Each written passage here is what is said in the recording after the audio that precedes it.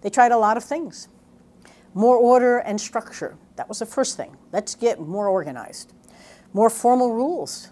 If rules rule, you're getting to be a very hierarchical organization. Everyone's going to wait. Nobody will take a risk, and everyone's afraid of failing. If we change the style and frequency of our meetings, maybe that's the solution. Is that more or is that less? Are they virtual since we're in different places? Or do we have to have it in person or on a phone? What is it that really will get us to work better together? How do I adjust memos, emails, messaging? How do we adapt our tools from phone calls to texting? What is it? Is it the way we talk and get along, or is it what we think should be going on to get along? And last, fire people, hire new people.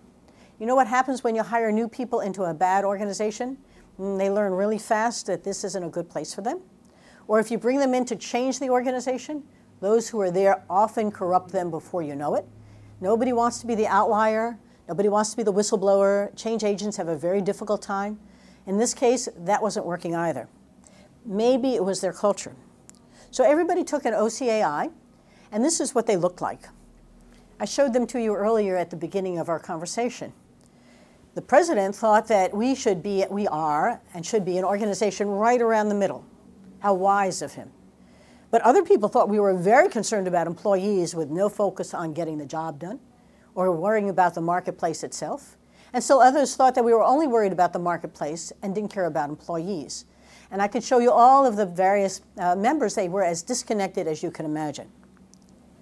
So this lack of congruence that came out from looking at the organizational cultural assessment instrument, this profile, became a wonderful way for beginning to address a picture is worth 1,000 words. So we brought them together for a 2-day workshop and began to look at the ahas. I didn't have any idea that's what I thought, versus why do you think that? And how do we begin to think about the story that illustrates what's going on? Everyone had a different perception of the current organization and did things their own way. So this was wonderful chaos. Some were competitive and driven by results, no teamwork. Others were all about the people, no results. Leadership wanted a singular way of doing it. How are we going to change?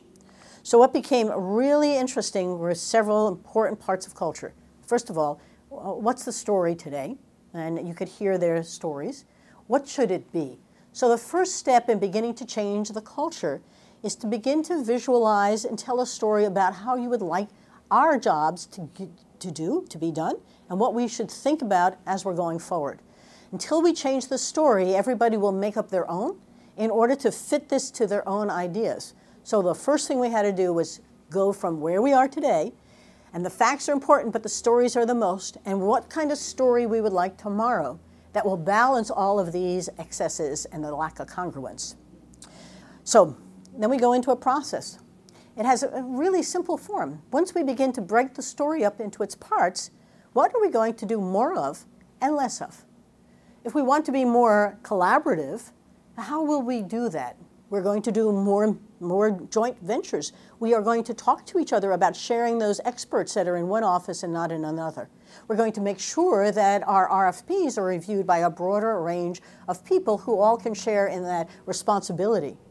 What if we want to be more innovative and have a place for that? Do we have an idea bank?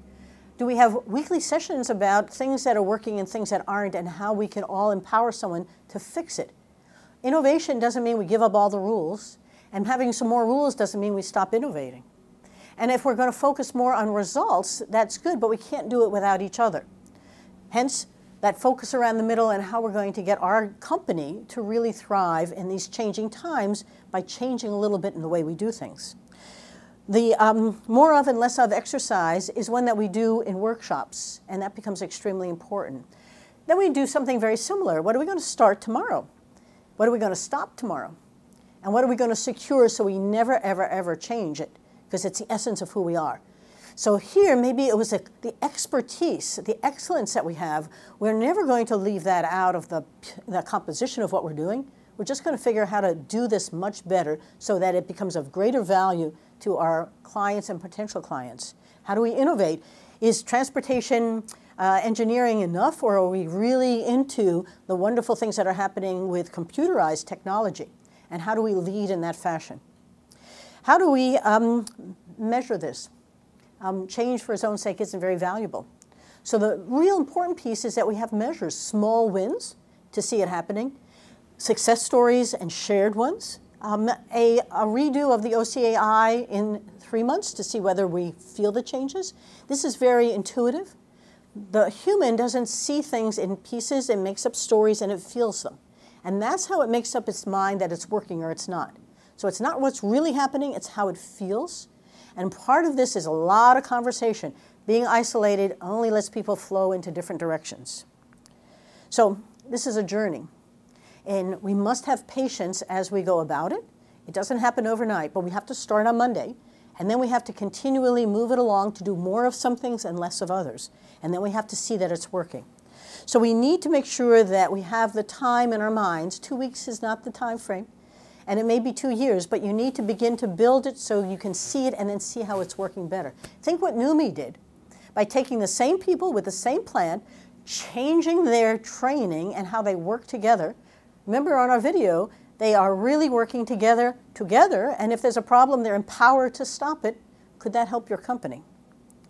Now, for your own company, we'll start with a process of having either some or all, which is our preference, take the organizational cultural assessment instrument, and now we begin to see what you're like in different departments, what your management team would like, even your board. And when your board takes it, it's interesting when they're out of congruence with what you're doing.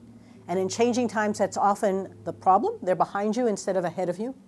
So it becomes really an interesting thing. It might look like this. A company that's a very clannish one, very employee-focused clan and very collaborative, that needs to have a few more rules because everyone's doing their own thing. And a second that's wonderfully innovative and bottom-line oriented, that needs a few more rules so that those ideas happen. Not dramatic. When we finish, we turned it into a map, and I like the colors. To some degree, this comes out of Competing Values Framework, also out of University of Michigan, and I can certainly tell you more about them. Because as you talk to your folks, it's hard to say, are you more clownish? But are you more yellow works really well.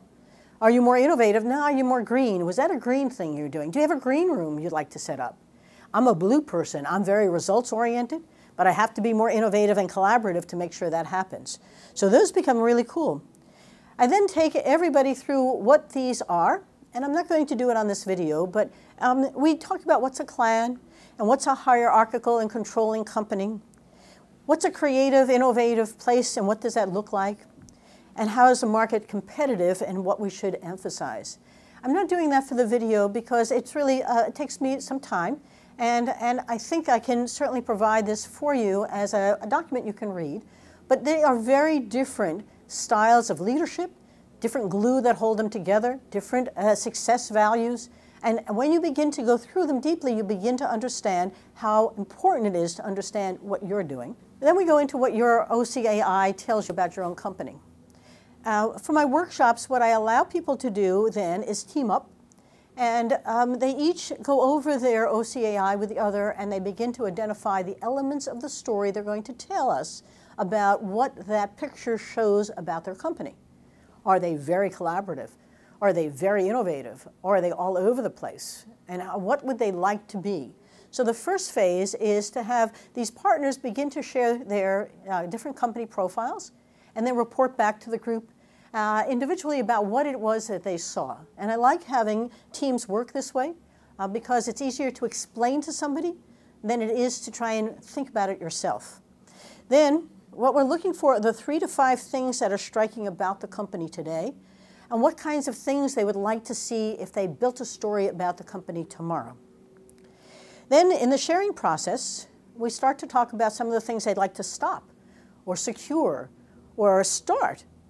And that becomes extremely important because it goes from, hey, this is really interesting, to I'm leaving the meeting, what will I do tomorrow, to begin to go somewhere. Maybe the first thing is I'm going to start to bring a group together to talk about culture. Maybe first thing I'm going to do is begin to take a look at how we're currently doing things. I'm going to spend some time on the floor watching how people get things done. Maybe I don't even know. Maybe everyone across the company is disconnected, doing their own things. Then we go into a wonderful exercise on more of and less of. So you want to start some things new. You want to stop other things. You want to become more of something and less of something else. So on this part of the workshop, we start to talk about specifically what do you want to do more of? And let's talk about how that will affect what you will do less of. And in the process, we begin to show that it isn't a free-for-all, but it's very systematic and structured, that you're not going to have everyone coming up with ideas and doing their own thing because you want to be more innovative. And the rules aren't all bad, so we're going to get rid of them all. What you really need is to think about GM and NUMMI.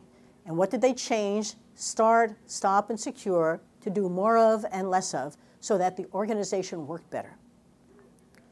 Now, as we come to closure, the questions then come back to us is culture change. Culture change, all change, is fought by people. People don't like it. The brain hates change. It's very energy consuming, and the brain absorbs 25% of the body's energy. So it really doesn't want to work so hard. One of the things that does work well is whether and how you get people engaged in something that is fun, that doesn't seem so threatening, and that they can enjoy the process. So part of culture change really isn't simply beat people up and tell them to do it differently. It doesn't work that way. These aren't words. Any more than today, somebody could take this workshop and not do the exercises and take the OCAI and understand what that means. The strategy that comes out of here, like all strategies, gives you a big vision of what kind of company you would like to have in the future. And then what are the steps for getting there? How will we measure to know that it's working? How do we celebrate the small wins? And if you think about that OCAI you took, what's the glue that's going to hold us together? And how will we define success?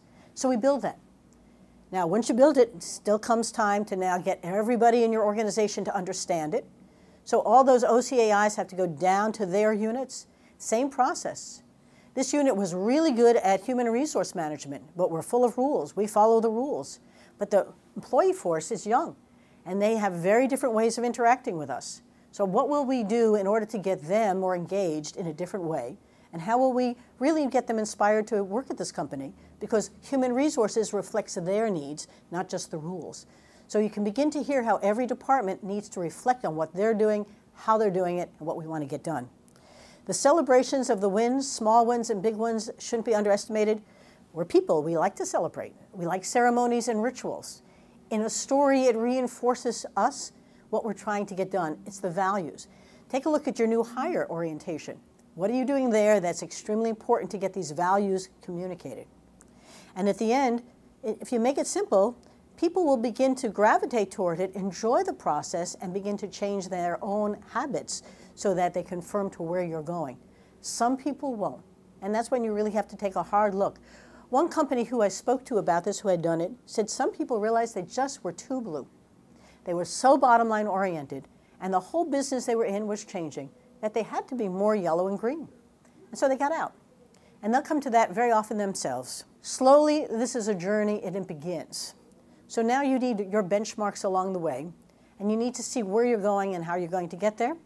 And part of this whole process is to be a catalyst for you and your company to get going, and to see whether or not your culture is becoming the real impediment to the kind of growth you need in this very changing marketplace.